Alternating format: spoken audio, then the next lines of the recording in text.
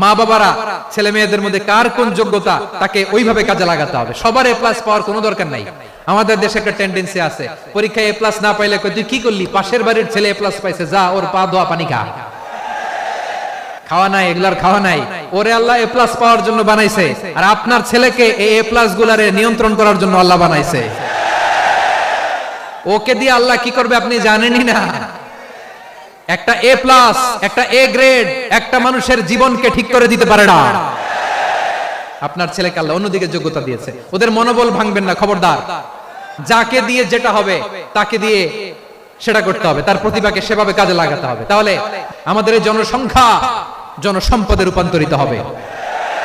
আমাদের সরকারের তত্ত্বাবধানে আমাদের 18 কোটি জনগণ দক্ষ জনশক্তিতে রূপান্তরিত হোক, আমরা চাই কি চাই না? আমরা ভালো মানুষ, শ্রেষ্ঠ মানুষ হতে চাই কি চাই না? ওই জাপানিজদের মতো সৎ, ওই ইউরোপিয়ানদের মতো কালচার, আমাদেরকে আল্লাহ তাআলা কোরআন সুন্নাহ অনেক কিছু দিয়েছেন। যেহেতু বর্তমানে আমরা দেখছি তারা সৎ, তাদের মধ্যে ভ্যালু আছে, সেগুলো আমাদের মধ্যে আনার দরকার আছে না নাই? আর ইসলাম দিয়ে আমাদের জীবনকে সাজাতে হবে, ইসলাম দিয়ে আমার পরিবারকে সাজাতে হবে। ইসলাম থেকে, কোরআন থেকে প্রেসক্রিপশন না নিলে জীবন সুন্দর হবে না। কোরআন থেকে প্রেসক্রিপশন না নিলে সমাজ সুন্দর হবে না। কোরআনের প্রেসক্রিপশন না মানলে রাষ্ট্র সুন্দর হবে না। কোরআনের প্রেসক্রিপশন অ্যাপ্লাই না করলে শুধু দুর্নীতি দমন কমিশন দিয়ে দুর্নীতি বন্ধ করা যাবে না। এজন্য কোরআনের আইন আমরা চাই কি চাই না? প্রিয় ভাইরা, হিউম্যান রিসোর্স ডেভেলপমেন্ট, মানব সম্পদের উন্নয়ন, আমাদের সরকার যেন এদিকে নজর দেয়। আমরা যেন এই ব্যাপারে যত্নবান হয়ে উঠি।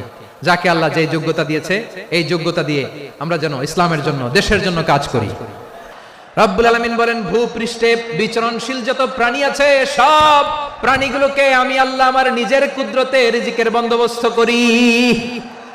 এই প্রাণীগুলো কোথায় থাকে, কোথায় যায়, সব জায়গায় আমি রিজিক পৌঁছে দেই। রিজিক কেউ দিতে পারে না, রিজিকের মালিক কে?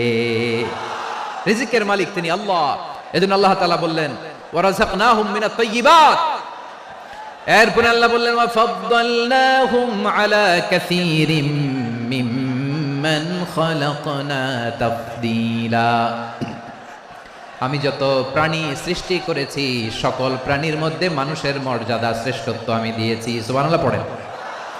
তাহলে এক নম্বরে আল্লাহ বললেন আমি বনি আদমের মর্যাদা বাড়ালাম। এরপরে বললেন স্থলে এবং সমুদ্রে চলাচলের জন্য যানবাহন দিলাম। 3 নম্বরে আল্লাহ বললেন পবিত্র রিজিকের ব্যবস্থা করে দিলাম। এরপরে আল্লাহ বললেন যত প্রাণী আছে, সৃষ্টি আছে, সবগুলার উপরে আমি মানুষকে শ্রেষ্ঠত্ব দিলাম। সুবহানাল্লাহ। তাহলে সবচেয়ে বেশি শ্রেষ্ঠত্ব মানুষের। কার?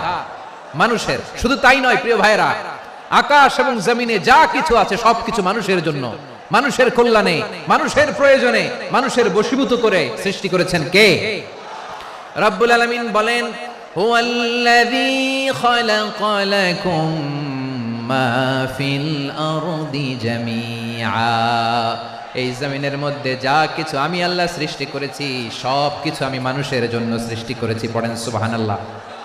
হুয়াল্লাযী খালাকা লাকুম মা ফিল আরদি জামিআ। যা আছে সব আমাদের জন্য, সব আমাদেরকে সার্ভিস দেওয়ার জন্য, আমাদের উপকারের জন্য, আমাদের কল্যাণের জন্য। আওয়াজ করে সবাই পড়ুন আল্লাহু আকবার। অন্য আয়াতে আল্লাহ বললেন, ওয়া সাখখারা লাকুম মা ফিস সামাওয়াতি ওয়া মা ফিল আরদি জামিআম মিন ইন্না ফি যালিকা লাআয়াতিন লিকাওমি ইয়াতাফাক্কারুন। প্রথমে আয়াতে আল্লাহ বললেন জমিনে যা আছে সব তোমাদের কল্যাণে আমি সৃষ্টি করলাম। এরপরে আল্লাহ বললেন আকাশেও যা আছে সব তোমাদের জন্য সৃষ্টি করলাম, তোমাদের অনুগত বানিয়ে দিলাম। পড়েন সুবহানাল্লাহ। মানুষের কি ব্রেইন দেখেন, মানুষ জমিন ছেড়ে আকাশে চলে যায়। পাখি দেখে মানুষের শখ হলো পাখি যেহেতু উঠতে পারে আমরাও পারবো। অরবিল রাইট, উইলবার রাইট, 2 ভাই মিলে আঁকাঝোঁকা করতে করতে করতে করতে প্লেন বানায় ফেললো। কোন সুবহানাল্লাহ। এখন পাখিও ওরে, আমরাও ওরি। এরপরেই মানুষের কৌতূহল থামে না এখানে। মানুষ চলে গিয়েছে চাঁদে। কোথায় গেছে? এখন কিন্তু চাঁদে জমি বিক্রি হয় জানেন। পৃথিবী নিয়ে মারামারি শেষ, রাশিয়া আমেরিকা এখন ধরছে চাঁদ আর মঙ্গল গ্রহ। এখন চাঁদে জমি বিক্রি হয়, মঙ্গলে জমি বিক্রি হয়। এই চাঁদ, মঙ্গল, বৃহস্পতি, শনি সব আল্লাহ তাআলা আমাদের জন্য বানিয়েছেন। সুবহানাল্লাহ পড়েন। মানুষ সাগরের উপরে চড়ে, শূন্যে ভেসে বেড়ায়, পাহাড় কেটে সুড়ঙ্গ বানায়, টানেল বানায়। মানুষ ব্রডব্যান্ডের লাইন নিয়ে যায় সাগরের ভেতর দিয়ে, এক দেশ থেকে আরেক দেশে, এক মহাদেশ থেকে আরেক মহাদেশে। সুবহানাল্লাহ পড়েন। তার মানে গোটা বিশ্বের সবকিছুর উপরে control, superiority over all creatures, সবকিছুর উপর কন্ট্রোল, মনিটরিং, নিয়ন্ত্রণ, এটা প্রতিষ্ঠা করে দিয়েছে কে? এজন্যই মানুষের শ্রেষ্ঠত্ব। ওয়ালাকাদ কাররামনা বানি আদম, আমি বনি আদমের সম্মান বাড়িয়েছি, মর্যাদা আমি বাড়িয়ে দিয়েছি এই কারণে, কারণ মানুষ সবকিছুর উপর নিয়ন্ত্রণ নিতে পারে। মানুষকে নিয়ে এই কোরআনের সব আলোচনা, মানুষকে নিয়ে এই কোরআনের সব। তাই কোরআনের কেন্দ্রীয় আলোচ্য বিষয় হচ্ছে মানুষ। মানুষকে আল্লাহ স্বাধীনতা দিয়েছেন। ফামান শাআ ফালিউমিন ওয়া মান শাআ ফালিয়াকফুর। চাইলে মুমিন হতে পারো, চাইলে কাফের হতে পারো, তোমার ইচ্ছা। তবে জেনে রাখো, মুমিন হলে পাবা জান্নাত, কাফির হলে পাবা জাহান্নাম। নাও দ্য ডিসিশন ইজ ইয়ার্স। সিদ্ধান্ত তোমার, জান্নাতে যাবা না জাহান্নামে যাবা। মানুষকে আল্লাহ এত স্বাধীনতা দিয়েছেন, মানুষ চাইলে অনেক ভালো হইতে পারে। ভালোর রাস্তাও খোলা, খারাপ হওয়ার রাস্তাও খোলা। ভালো হইলে মানুষ অনেক ভালো, খারাপ হইলে অনেক খারাপ। ভালো হইলে সবচেয়ে ভালো, খারাপ হইলে সবচেয়ে খারাপ। এজন্য সিদ্ধান্ত আপনাকেই নিতে হবে। আল্লাহ তাআলা বলছেন, লাকাদ খালাকনাল ইনসানা ফি আহসানি তাকওয়িম সুম্মা রাদাদনাহু আসফালা সাফিলিন। আমি মানুষকে অনেক সুন্দর অবয়বে, সুন্দর আকৃতিতে সৃষ্টি করেছি। তার শুধু চেহারার ডিজাইনটাই সুন্দর নয়, তার ব্রেনটা বড্ড সুন্দর, তার মানসিকতা বড্ড সুন্দর, তার সৃজনশীলতা বড্ড সুন্দর। পড়েন সুবহানাল্লাহ। আমাদের ব্রেনটা অনেক সফিস্টিকেটেড ব্রেন, অনেক সফিস্টিকেটেড। এই 1.5 কেজি ব্রেন ইউজ করে মানুষ গোটা বিশ্বে সভ্যতা বিনির্মাণ করেছে, ঠিক কিনা? এই ব্রেন আল্লাহ তাআলা আমাকে দিয়েছে। এটারে কাজে লাগালে, আপনার সিক্স সেন্স কাজে লাগালে আপনি অনন্য মানুষ হয়ে উঠবেন, মহামানবে রূপান্তরিত হবেন। মানুষ হতে পারে, চাইলেই মহামানব হতে পারে। আবার যদি মানুষ চায়, খারাপও হতে পারে। আল্লাহ বললেন শুধু ভালোই না, ভালো হতে চাইলে অনেক ভালো তুমি হতে পারো, আবার খারাপ হতে চাইলে অনেক খারাপ তুমি হতে পারো। সুম্মা রাদাদনাহু আসফালা সাফিলিন।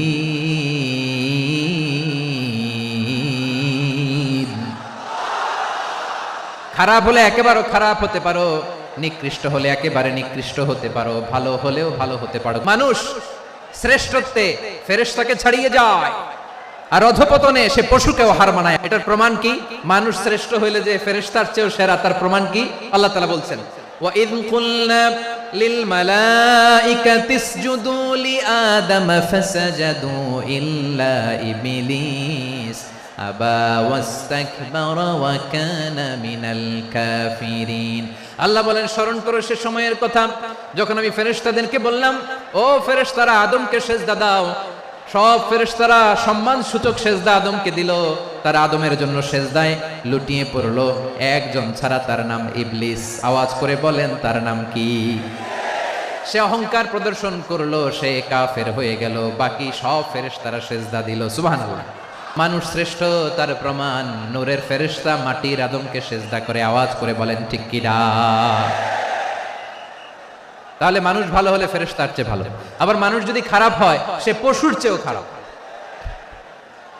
অধপতনে পশুত্বকে হার মানায়। তার প্রমাণ, তার প্রমাণ কি? তার প্রমাণ হচ্ছে, যশোরের ভাইরা দেখবেন পত্রিকায়, নিউজ পেপারে মাঝে মাঝে এরকম দেখা যায়, এক মানুষ আরেক মানুষকে হত্যা করে 20 টুকরা করে বস্তার ভিতরে ভরেছে। আচ্ছা, বুঝে থাকলে আওয়াজ করে বলেন, কোনদিন শুনছেন একটা হাতি আর একটা হাতিকে হত্যা করে 20 টুকরা করছে, এরপরে বস্তার ভিতরে ভরছে? হইছে? তাহলে দেখেন, মানুষ যদি খারাপ হয়, সে পশুকেও হার মানায়। চিল্লায় বলো ঠিক কিনা? এমনও দুশ্চরিত্র মানুষ আছে যার বদনজর থেকে, যার নজর থেকে 6 মাসের ছোট্ট মেয়ে থেকে শুরু করে 80 বছরের বৃদ্ধারাও নিরাপদ নয়। পশুকেও হার মানায়। মানুষ মানুষের ঘর জ্বালিয়ে পুড়ে মেসাকার করে দেয়, জনপদের পর জনপদ জ্বালায় দেয়। এরকম আছে না নাই? গাজার মধ্যে যে অ্যাটাক করেছে, এরা মসজিদ মানে নাই, মসজিদে বম ফেলেছে। এরা খ্রিস্টানদের চার্চ, গির্জা মানে নাই, গির্জায় বম ফেলেছে। পৃথিবীর ইতিহাসে never happened in the history of the world that someone bombed on a hospital, on a ICU center. এমন হাসপাতাল যেখানে আইসিইউ রোগীরা আছে, ওই হাসপাতালের উপরও ইসরায়েলি সৈনিকেরা বোমা মেরেছে। জোরে বলেন ঠিক কিনা? এরা মানুষ? আওয়াজ করে বলেন, এরা মানুষ না। প্রিয় ভাইয়েরা, চোখ কান নাক মুখ থাকলেই মানুষ না। যা সামনে দেখেন এগুলো সব মানুষ না, এগুলো জনসংখ্যা। এগুলো কি? সবাই বলুন, এগুলো কি? বাড়ছে জনসংখ্যা, কমছে মানুষ। এই দুনিয়া এখন তো আর সেই দুনিয়া নাই, মানুষ নামের মানুষ আছে দুনিয়া বোঝাই, সেই মানুষের ভিড়ে আমার আসল মানুষ নাই। ঠিক কিনা? আসল মানুষের বড্ড অভাব, আসল মানুষের বড্ড অভাব। আমার ভাইয়েরা, মানুষ খারাপ হলে পশুকেও হার মানায়। আচ্ছা, আওয়াজ করে বলেন, যে ইসরায়েলি সোলজাররা উপর থেকে বোমা মারলো তারাও মানুষ? তারাও কি? ওরাও রক্তে মাংসে মানুষ, ওদেরও পরিবার আছে।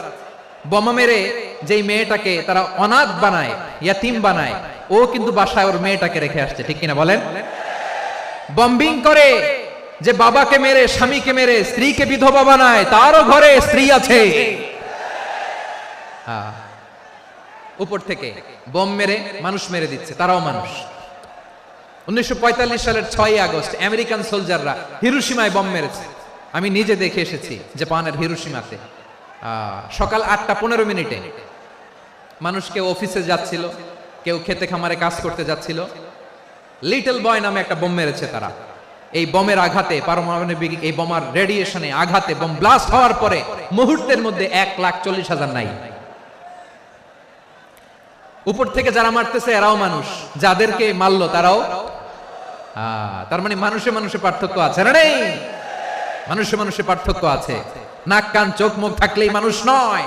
বাড়ছে জনসংখ্যা, কমছে মানুষ। চিল্লায় বলো ঠিক কিনা? ভালো মানুষ যারা জগৎটাকে এনলাইটেন করবে, যারা সত্যের বীর সেনানী হয়ে দাঁড়াবে, যারা সত্যের পক্ষে কথা বলবে, যারা জালিমের মসনদকে ভেঙে খান খান করে দেবে, এরকম হওয়ার দরকার আছে না নাই? এরকম ভালো মানুষ আমরা হতে চাই কি চাই না? মানুষকে যত্ন নিলে মানুষ যে কত ভালো হয় আপনি কল্পনাও করতে পারবেন না।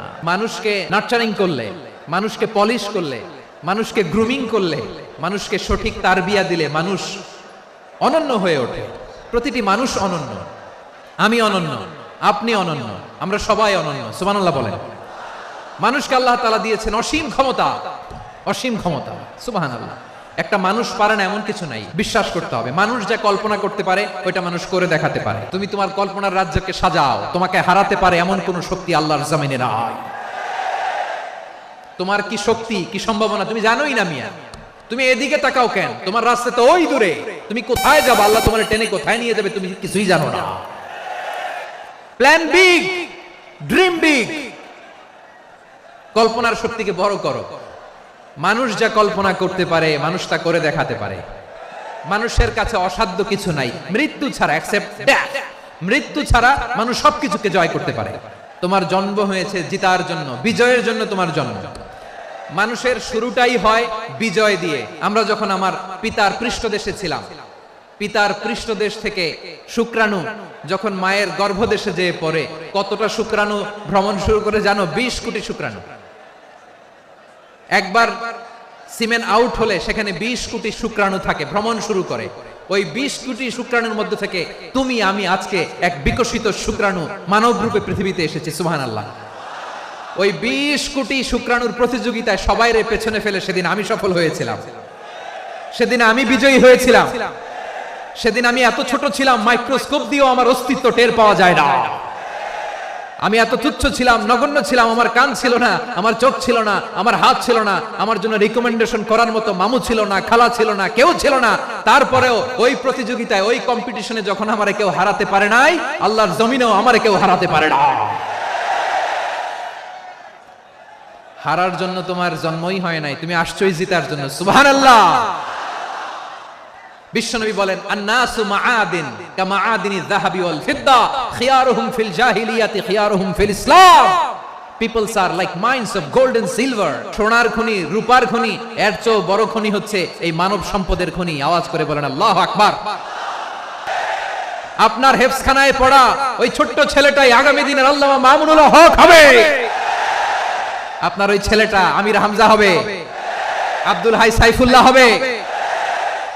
এভাবে বড় বড় আলেম হবে, তারা যুগশ্রেষ্ঠ আলেম হবে, সেই একদিন এই বাংলাদেশের পার্লামেন্টে যে বক্তব্য দিয়ে যশোরের পক্ষে কথা বলবে।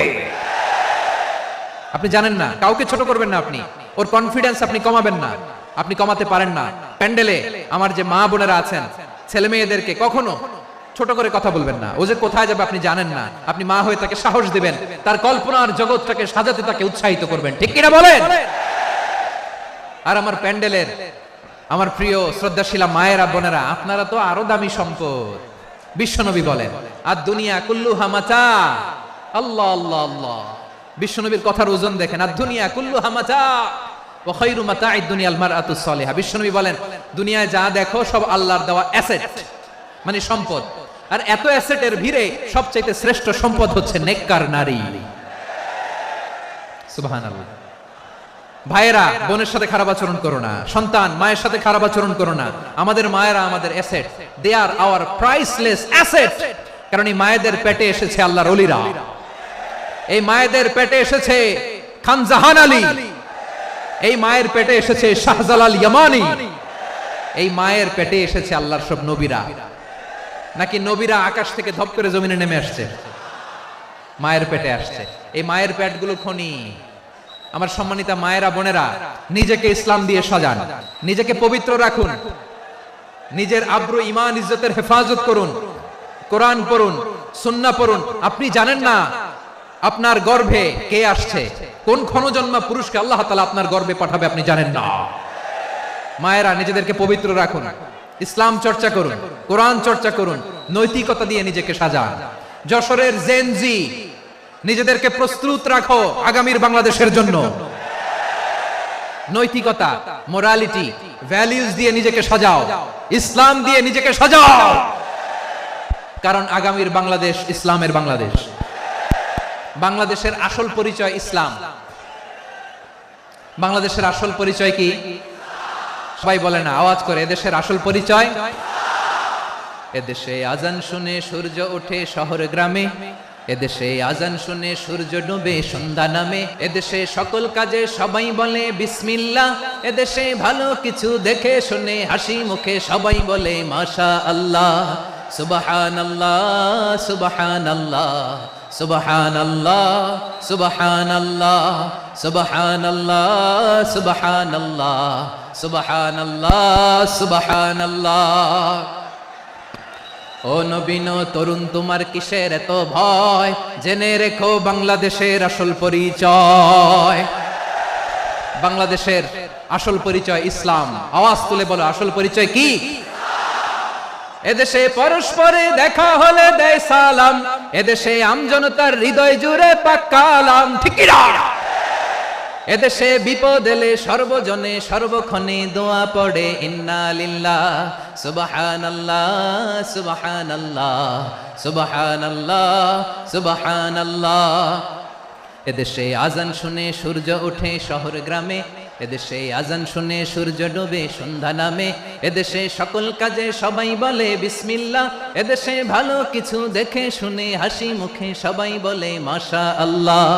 সুবহানাল্লাহ, আওয়াজ করে সুবহানাল্লাহ সুবহানাল্লাহ সুবহানাল্লাহ সুবহানাল্লাহ। সবাই একসাথে সুবহানাল্লাহ সুবহানাল্লাহ সুবহানাল্লাহ সুবহানাল্লাহ। এদেশের আসল পরিচয় কি? আওয়াজ করে বলতে ভয় লাগে। এদেশের আসল পরিচয় কি? ইসলাম দিয়ে আমাদের সংসদ ভবন চলুক, আমরা চাই কি চাই না? বঙ্গভবনে লা ইলাহা ইল্লাল্লাহর পতাকা উড়ুক, আমরা চাই কি চাই না? প্রতিটি জেলা অফিসে, ডিসি অফিসে লা ইলাহার পতাকা ঝুলুক, আমরা চাই কি চাই না? 2 নম্বর উদাহরণ বলি। চট্টগ্রাম ফেনীতে যারা গিয়েছেন, মেঘনা গুমতি ব্রিজ প্রকল্প নাম শুনছেন? মেঘনা একটা ব্রিজ পার হওয়া লাগে। এই মেঘনা গুমতি, এখানে 3টা ব্রিজ কাঁচপুর সহ, এই 3টা ব্রিজের নির্মাণ কাজ, রেনোভেশনের কাজ দেওয়া হয়েছিল জাপানের একটা কোম্পানিকে। কাকে? জাপানের কোম্পানির নির্মাণ শেষে 738 কোটি টাকা বেঁচে গেছিল, এটা গভর্নমেন্টের হাতে দিয়ে তারা বিদায় নিয়েছে। কত টাকা? 738 কোটি টাকা। যত প্রাক্কলিত ব্যয় নির্ধারণ করা হয়েছে সব টাকা সরকার, তৎকালীন সরকার 2019-এর সরকার, কারা ছিল তো জানেন? এই 2019-এর সরকার তাদেরকে দিয়েছে। তারা রিনোভেশন নির্মাণ শেষে 738 কোটি টাকা অতিরিক্ত বেঁচে গেছিল, এটা আবার গভর্নমেন্টের হাতে বুঝাই দিয়ে তারা বিদায় নিছে। আমরা কেন এমন হইতে পারলাম না? জাপানের ওরাও মানুষ, আমরাও মানুষ, তার মানে মানুষে মানুষে পার্থক্য আছে না নাই? আচ্ছা, জাপানের দুইটা উদাহরণ দিলাম, এবার আমার দেশের দুইটা উদাহরণ দিব না? বাংলাদেশের দুইটা উদাহরণ দিই। 1 নম্বর উদাহরণ, গত সপ্তাহে আপনারা জানেন কক্সবাজার আমার একটা প্রোগ্রাম ছিল, তো হেলিকপ্টারে গিয়েছিলাম। ফেনী জেলা যখন পার হচ্ছি আমি দেখলাম 3টা উইন্ডমিল চিনেন তো? বিশাল পিলার, 3টা-4টা পাখা থাকে, বায়ু বিদ্যুৎ কেন্দ্র, বাংলাদেশের প্রথম বায়ু বিদ্যুৎ কেন্দ্র এটা, মুহুরী প্রজেক্ট বলে এটা সম্ভবত, মুহুরী প্রজেক্ট। তো সাগরের বাতাসের ঝাপটায় এটা ঘুরে এনার্জি হয়, ইলেকট্রিসিটি উৎপাদন হয়। তো আমি পাইলটকে বললাম, ভাই এগুলো থেকে কেমন ইলেকট্রিসিটি উৎপাদন হয়? কয় হুজুর একটু হয় না, কিছুই হয় না। কিছুই হয় না মানে? বলে হুজুর বাংলাদেশে যত উইন্ডমিল আছে এটার পাখা একটাও ঘুরে না। আল্লাহ, বলেন কি? তাহলে যে কোটি কোটি টাকা ব্যয় করে যে উইন্ডমিল, কয় হুজুর উপরে ফিটফাট ভিতরে সদরঘাট। তার মানে কোটি কোটি টাকা দিয়ে এই উইন্ডমিল বানায়, এখানে কিছু নাই, দুর্নীতির আড্ডাখানা, আখড়াখানা বাংলাদেশ, ঠিক কিনা বলেন? হায় রে, জাপানিজরাও মানুষ, আমরাও মানুষ। আমার এক নিকটাত্মীয় সরকারি চাকরিজীবী, উনি আমাকে বললেন, বাংলাদেশের আরেকটা উদাহরণ দেখি, উনি আমাকে বললেন যে প্রতি বছর আমাদের অফিসের ফার্নিচার চেঞ্জ করে। আমি বললাম প্রতি বছর ফার্নিচার চেঞ্জ করে কেন? বলে যে ফার্নিচার নতুন পারচেজ করলেই তো এখানে টাকা, নতুন কিনতে পারলেই টাকা, নতুন উন্নয়নের সবক শোনাতে পারলেই টাকা। প্রথম আলোর রিপোর্ট, কি আলো? প্রথম আলোর রিপোর্ট, গত 15 বছরে উন্নয়নের নামে লুটপাট হয়েছে প্রায় 3.25 লাখ কোটি টাকা। কার রিপোর্ট? আমাদের বানানো কথা, প্রথম আলোর রিপোর্ট। গত 15 বছরে কারা ছিল জানেন তো? হ্যাঁ, শুধু ওনাদেরকেই দোষ দিয়ে লাভ নাই। স্বাধীনতার পর থেকে শুধু শাসকের হাত বদল হয়েছে, আমরা কিছু পাই নাই, ঠিক কিনা বলেন? আমরা এরকম চাই না। জাপানের মানুষও মানুষ, আমরাও মানুষ। সিদ্ধান্ত আপনার, কোন মানুষ হবেন, ভালো মানুষ না খারাপ মানুষ? আজকের আলোচনার বিষয় হচ্ছে মানব সম্পদের উন্নয়ন, হিউম্যান রিসোর্স ডেভেলপমেন্ট।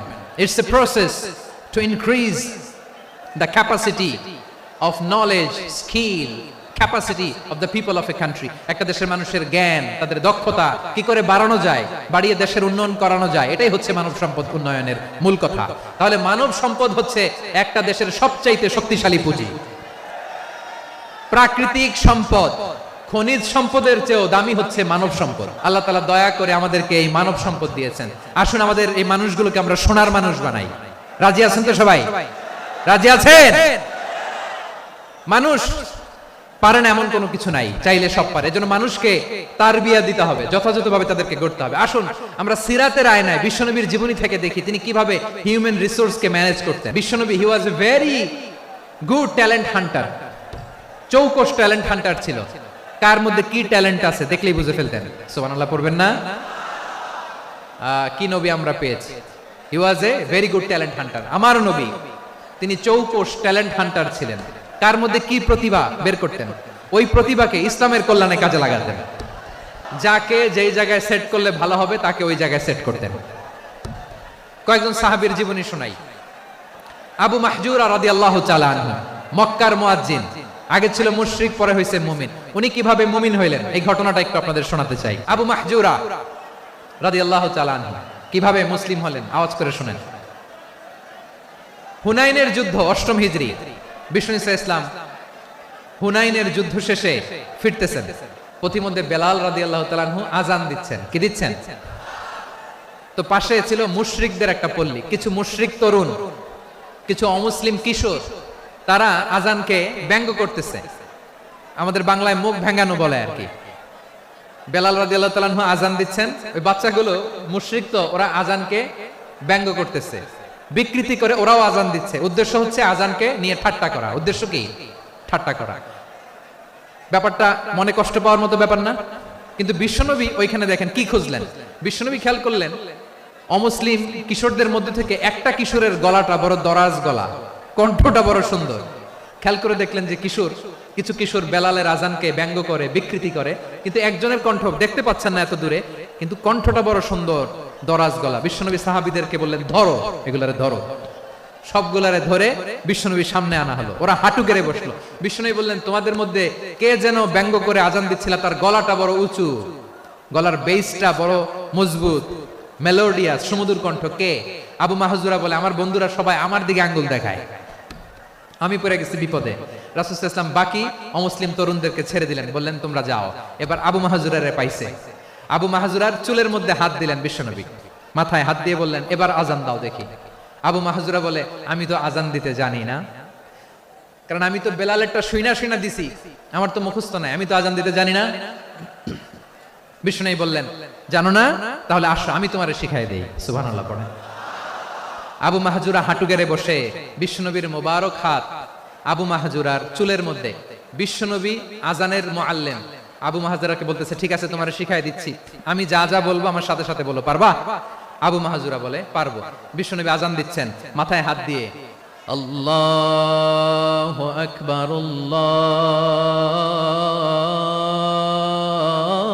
আল্লাহু আকবার। আবু মাহজুরা এই বাক্যটা পড়লেন।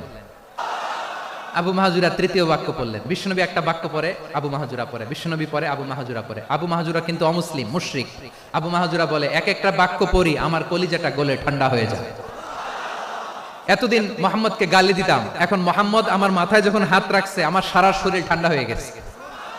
বিশ্বনবী আজান শিখাচ্ছেন, একটা একটা বাক্য পড়ে আবু মাহজুরাও পড়ে, বিশ্বনবী পড়ে, আবু মাহজুরাও পড়ে।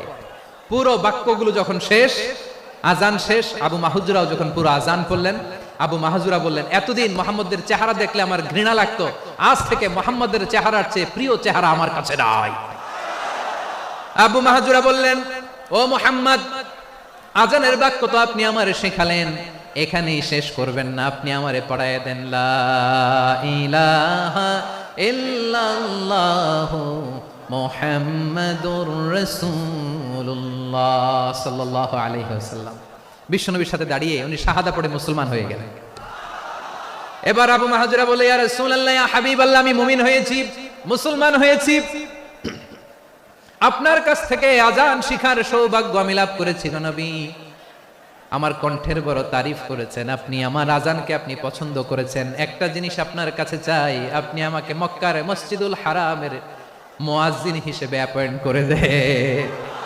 বিষ্ণু ইসা ইসলাম বললেন, যাও আবু মাহজুরা, আমি তোমাকে পৃথিবীর শ্রেষ্ঠতম মসজিদ মক্কার মসজিদুল হারামের মুয়াজ্জিন হিসেবে অ্যাপয়েন্ট করে দিলাম। দেখছেন কিভাবে ট্যালেন্ট হান্টিং করতে হয়, কিভাবে হিউম্যান রিসোর্স, মানব সম্পদকে ব্যবহার করতে হয়। আসছিল আজানকে ভেঙাইতে, আসছিল কেন? আজানকে ব্যঙ্গ করার জন্য, বিকৃত করার জন্য। আজানকে বিকৃত করতে যে ইসলামের সবচেয়ে শ্রেষ্ঠ মসজিদের মুয়াজ্জিন হয়ে গেল। পড়েন সুবহানাল্লাহ। হযরত আবু মাহজুরা রাদিয়াল্লাহু তাআলা আনহু ওনার এই সুললিত কণ্ঠ ব্যবহার করে মসজিদুল হারামে এত সুন্দর করে আল্লাহু আকবার বলে আজান দিতেন, মানুষগুলোর, মুসল্লিগুলোর, মক্কাবাসীর হৃদয়কে তিনি বিগলিত করে দিতেন, মানুষের হৃদয়কে ঠান্ডা হয়ে যেত। শুধু এখানেই শেষ না আমার যশোরের ভাইয়েরা, বিশ্বনবী যখন সাইয়েদনা আবু মাহজুরা রাদিয়াল্লাহু তাআলা আনহুকে আজান শিখাচ্ছিলেন, বলেন তো বিশ্বনবীর হাতটা কোথায় ছিল? আবু মাহজুরার মাথার সামনে, এই চুলের উপরে ছিল। আবু মাহজুরা ওই স্মৃতিটাকে ধারণ করবার জন্য, ওই স্মৃতিকে বহন করার জন্য বিশ্বনবীর মোবারক হাত আবু মাহজুরার কপালের চুলের যেই জায়গায় লেগেছে, মৃত্যুর আগের দিন পর্যন্ত আবু মাহজুরা মাথার ওই চুলে কোনোদিন ছুরি আর কামার লাগায় নাই, সেখানে কেচি লাগায় নাই, চুলের মধ্যে খুর লাগায় নাই। আবু মাহজুরা ডান দিকের চুল কাটতো, বাম দিকের চুল কাটতো, পেছনের চুল কাটতো, সামনের চুল কাটতো না। আবু মাহজুরা রাদিয়াল্লাহু তাআলা আনহুর সামনের চুলগুলো বড় হতে হতে যখন এত বড় হয়ে যায়, তিনি চুলগুলো পেঁচিয়ে মাথার মধ্যে রাখতেন, তারপরে তিনি পাগড়ি পরতেন। সবাই জিজ্ঞেস করতো, আবু মাহজুরা, এটা আবার কেমন স্টাইল? দেখতে তোমার কি বিদঘুটে লাগে? কেমন অড লাগে? কেমন খারাপ দেখা যায়? মক্কায় এমন কোন মানুষ তো দেখি নাই, ডানে চুল কাটে, বায়ে চুল কাটে, পেছনে চুল কাটে, সামনে কাটে না। ওরে আবু মাহজুরা, কেমন দেখা যায় তোমারে? তুমি সামনের চুল কাটো না কেন?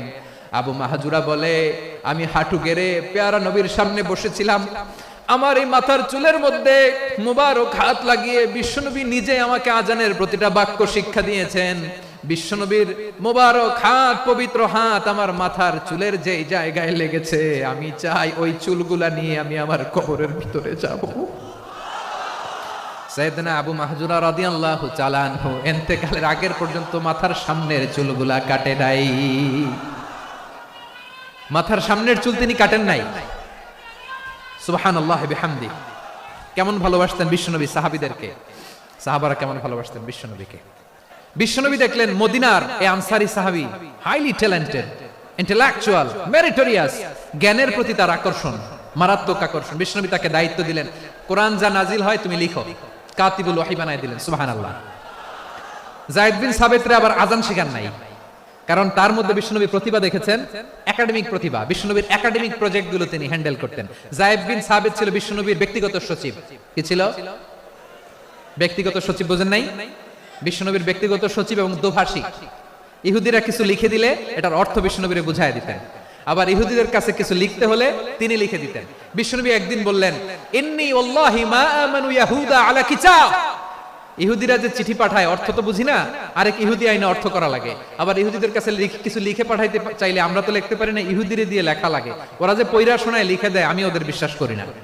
আমার নিজের একজন লোক দরকার। বিশ্বনবী এই যায়েদ বিন সাবিতকে চুজ করলেন ল্যাঙ্গুয়েজের জন্য।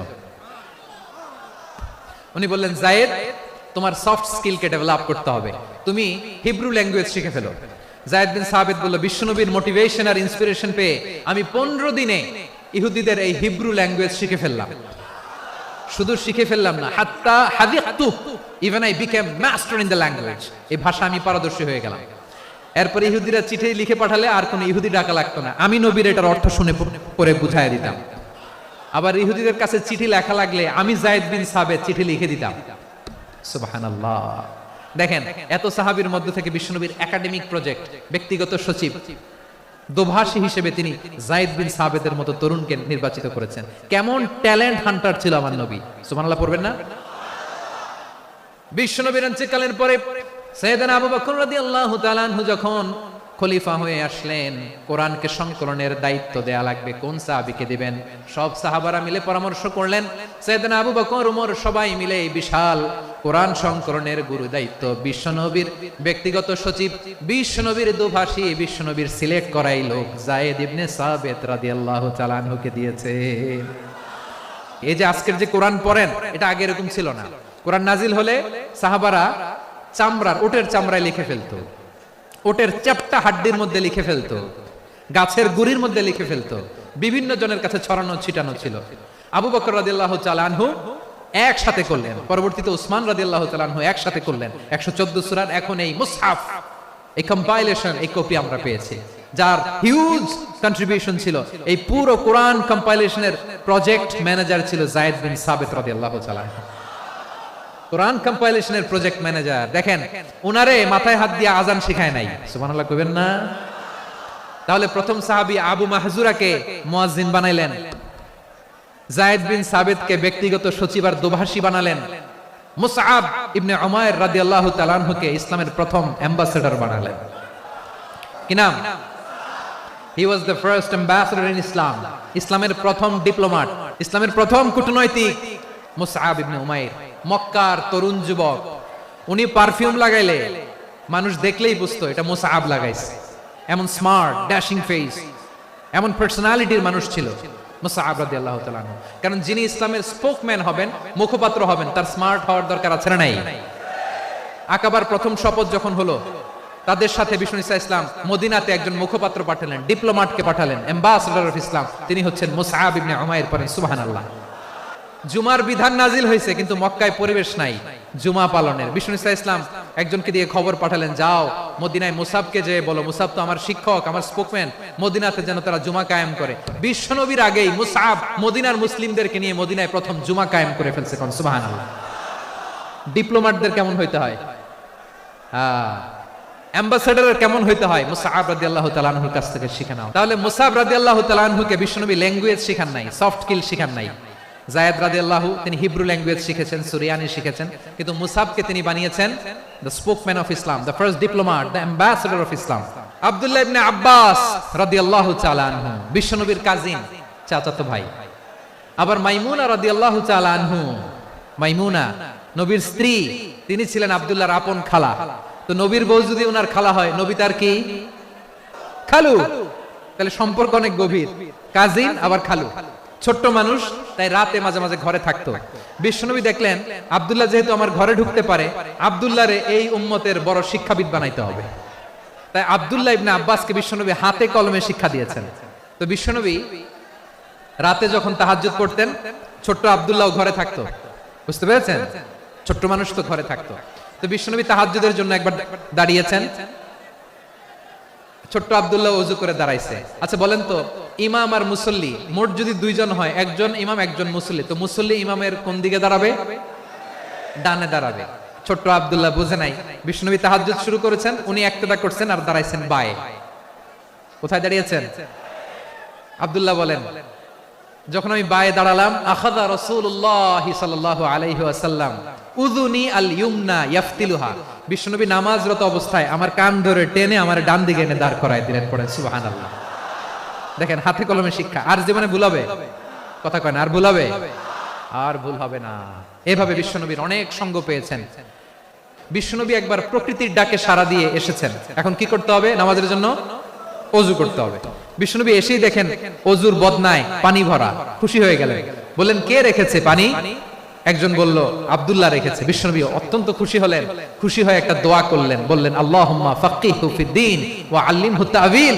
আল্লাহ, তুমি আব্দুল্লাহকে দ্বীনের বুঝ দিও আর কোরআনের তাফসীর শিক্ষা দিও। বিশ্বনবীর এই দোয়া এমন লাগছে, উনি রাইসুল মুফাসসিরিন, এই পৃথিবীতে যত মুফাসসির ছিল, যত মুফাসসির আসবে, সকল মুফাসসিরের সম্রাট হিসেবে স্বীকৃত হয়েছেন আব্দুল্লাহ ইবনে আব্বাস। বিশ্বনবী ওনারে আযান শিখান নাই, বিশ্বনবী ওনারে ল্যাঙ্গুয়েজ শিখান নাই, বিশ্বনবী ওনারে অ্যাম্বাসেডর বানান নাই, হাতে কলমে শিক্ষা দিয়েছেন। ছোট্ট মানুষ, বিশ্বনবী ইন্তেকাল করলেন। আবু বকরের সময় গেল, ওমরে ফারুকের খেলাফত, তখনও তিনি তরুণ। ওমরে ফারুক রাদিয়াল্লাহু তাআলা আনহু ওনার ক্যাবিনেট মিনিস্ট্রির বৈঠকে এই আব্দুল্লাহ ইবনে আব্বাসকে পাশ দিয়ে বসায় রাখতেন। বয়স্ক সাহাবারা এটা পছন্দ করতো না। তারা বলতো, ঘটনা কি? আব্দুল্লাহর মতো ছেলে নাতি আমাদের আছে, এরা কেন রাখে ওমরে ফারুক? ওমরে ফারুক এটা টের পেলেন। তিনি বুঝতে পারলেন যে ক্যাবিনেট মেম্বাররা এটা পছন্দ করে না, ছোট্ট আব্দুল্লাহরে কেন রাখি, কেন যে রাখি, এটা একদিন বুঝাবো। একদিন মিটিং এ তিনি সবাইকে বললেন, ইদা জাআ নাসরুল্লাহি ওয়াল ফাতহ। এই আয়াত দ্বারা উদ্দেশ্য কি বলেন তো মুরব্বী সাহাবীরা? এক সাহাবী বলেন, এই সূরা দ্বারা উদ্দেশ্য, আল্লাহ বলেছেন আমাদেরকে বিভিন্ন ল্যান্ড, বিভিন্ন এলাকা বিজয় করতে হবে। ওমরে ফারুক বললেন, না, হয়নি। আরেকজন বললেন, বিজয় হওয়ার পর আমাদের বেশি বেশি আল্লাহর বরত্বের ঘোষণা দিতে হবে, এটা উদ্দেশ্য। ওমরে ফারুক বললেন, না, হয় নাই। যারা জিজ্ঞেস করেন কেউ পারে না। সব শেষে বিশ্বনবী ছোট্ট আব্দুল্লাহরে বলেন, আব্দুল্লাহ, ইদা জাআ নাসরুল্লাহি ওয়াল ফাতহ, এর দ্বারা উদ্দেশ্য কি বলো তো? ছোট্ট আব্দুল্লাহ বলেন, হুয়া আজালু রাসূলিল্লাহ। এই আয়াত দ্বারা বিশ্বনবীর বিদায়কে উদ্দেশ্য নেওয়া হয়েছে। ওমরে ফারুক বলেন, হাযা হুয়া, এটাই তো সঠিক উত্তর, এটাই সঠিক তাফসীর এই আয়াতের।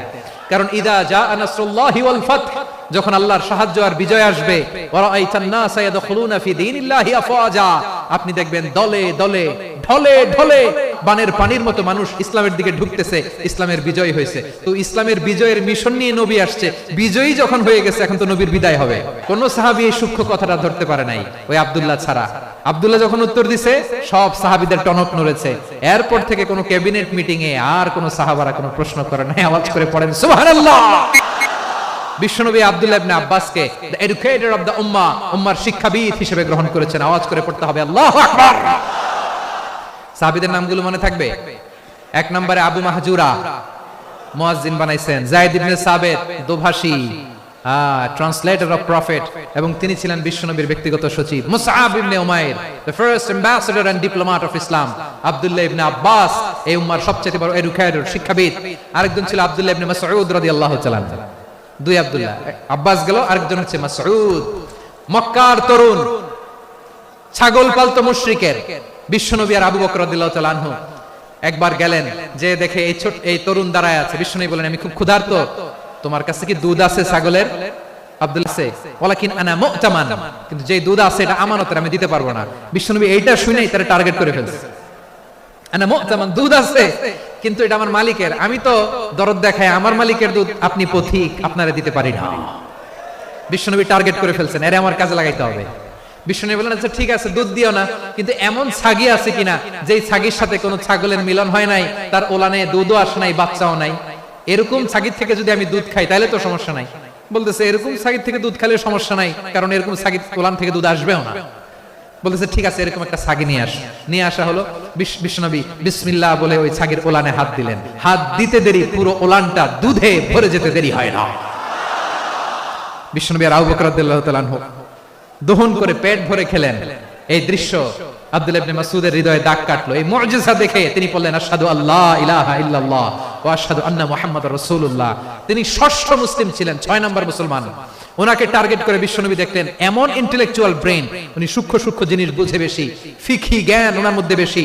বিশ্বনবী ওনাকে কোরআনের জ্ঞান শিক্ষা দিতে লাগলেন। উনি বিশ্বনবী সবার কাছে কোরআন শোনায়, কিন্তু বিশ্বনবী নিজে আব্দুল্লাহ ইবনে মাসউদের কাছ থেকে কোরআন শুনতো। বিশ্বনবী একবার বললেন ইকরা আলাইয়া ইয়া মাসউদ, ইবনে মাসউদ একবার শোনাও তো কোরআন দেখি। আব্দুল্লাহ ইবনে মাসউদ বলে আকরাউ আলাইকা ওয়া আলাইকা উনজিল, নবী আপনার উপর কোরআন নাজিল হয় আর আমি আপনার সামনে কোরআন পড়ব। বিশ্বনবী বললেন ইন্নী উহিব্বু আন আসমাআহু মিন গায়রি, আমি নিজে পড়তে যেমনি ভালোবাসি অন্যে পড়ুক আমি শুনবো, এটাও আমি ভালোবাসি। সূরা নিসা তিনি তেলাওয়াত করে শুনিয়েছেন। এমন সূক্ষ্ম বিষয় বিশ্বনবী উনাকে ধরিয়ে দিয়েছেন। উনি হয়ে গিয়েছেন আব্দুল্লাহ ইবনে আব্বাস হয়েছেন রাইসুল মুফাসসিরিন, উনি হয়ে গিয়েছেন ফাকিহুল উম্মাহ। উনার চাইতে বড় ফকি এই পৃথিবী আর দেখবে না। চিল্লায়ে বলেন সুবহানাল্লাহ।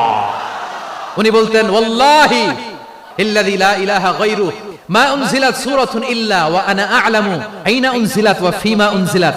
বিশ্বনবী এমন ভাবে কোরআনের দার্স আমাকে দিয়েছেন, কোরআনে যত সূরা নাজিল হয়েছে যেখানে নাজিল হোক না কেন আমি জানি এটা কোথায় নাজিল হয়েছে এবং কোন প্রেক্ষাপটে নাজিল হয়েছে।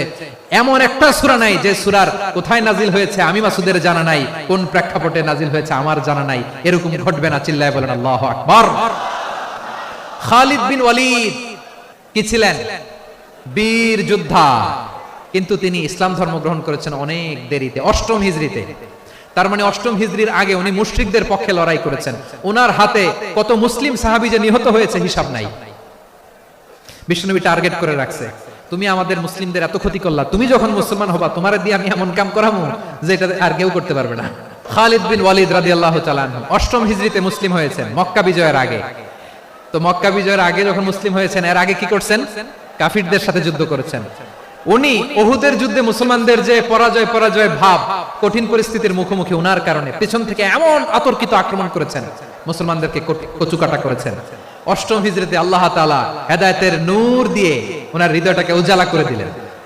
লা ইলাহা এটা এমন বাণী যার হৃদয়ে একবার টাচ খাবে এইটা থেকে সে আর পালিয়ে বেরাতে পারে। ঝিনুকের ভেতর লুকিয়ে থাকে যেমন মতি, ঝিনুকের ভেতর লুকিয়ে থাকে যেমন মতি, কলমা শাহাদাতে আছে আল্লাহর জ্যোতি, কলমা শাহাদাতে আছে আল্লাহর জ্যোতি। ঠিক কিনা বলেন? মক্কা বিজয়ের আগে মুসলিম হলেন, হওয়ার পরে বিশ্বনবীর টার্গেট ফুলফিল হলো। ওই যে টার্গেট করে রেখেছেন আর দোয়া করেছেন, খালিদ বিন ওয়ালিদ যদি মুসলিম হয় তাকে আমি মিলিটারি চিফ বানাবো। ওনাকে আজান শিখান নাই, ওনারে কান ধরে নামাজের এই মাথা থেকে ওই মাথা আনান নাই, ফিকহি কোরআনের সূক্ষ্ম তাফসীর ওনারে শিখান নাই, অ্যাম্বাসেডর বানান নাই। বিষ্ণু ইসলাম উনাকে সামরিক অভিযানে প্রেরণ করেছেন। সামরিক অভিযানে তিনি প্রেরণ করেছেন। ওনার জীবদ্দশায় ওনার নেতৃত্বে যতগুলো যুদ্ধ হয়েছে একটা যুদ্ধেও তিনি পরাজয় বরণ করেন নাই। ওমরে ফারুকের সময়কালে তিনি চিফ অফ মুসলিম মিলিটারি মানে মুসলিম সেনাপতি হয়েছেন। তাহলে কিভাবে হিউম্যান রিসোর্স ব্যবহার করতে হয় গোটা বিশ্ব আমার নবীর কাছ থেকে শিখে নাও। খালিদ বিন ওয়ালিদ, ওনাকে বিশ্বনবী একটা উপাধি দিয়েছেন। উপাধিটা হচ্ছে সাইফুল্লাহিল মাসলুল, আল্লাহর নাঙ্গা তরবারি, আল্লাহর খোলা তরবারি, দ্য ওপেন সোর্ড অফ আল্লাহ। খালিদ বিন ওয়ালিদ মুসলিম সেনাপতি। হাসান বিন সাবেত রাসূলের সভাকবি, কালচারাল হিজিমনিকে ডিফিট করার জন্য। উনি ভালো অস্ত্র চালানো জানতেন না, ওই কাজে উনি যেতেন না। ওনার ছিল কাব্য প্রতিভা। কাফিররা কবিতা দিয়ে নবীকে গালি দিত, বিশ্বনবী বলতেন ইয়া হাসান আজিব আন রাসূলিল্লাহ, তুমি নবীর হয়ে কাফিরদের এই কথাগুলোর জবাব দাও। বিশ্বনবীর একটা মিম্বার ছিল, বিশ্বনবীর মিম্বারের পাশাপাশি মসজিদে নববীতে এই হাসান বিন সাবেতের জন্য বিশ্বনবী একটা স্পেশাল মিম্বার বানিয়ে দিয়েছেন। এখান থেকে তুমি জবাব দাও। এবং বিশ্বনবী বলেছেন আল্লাহুম্মা আইয়িদহু বিরূহিল কুদুস, আল্লাহ হাসান আমার পক্ষে জবাব দেয়, তুমি জিব্রাইল মারফত তাকে সাহায্য পাঠাইয়া দিও।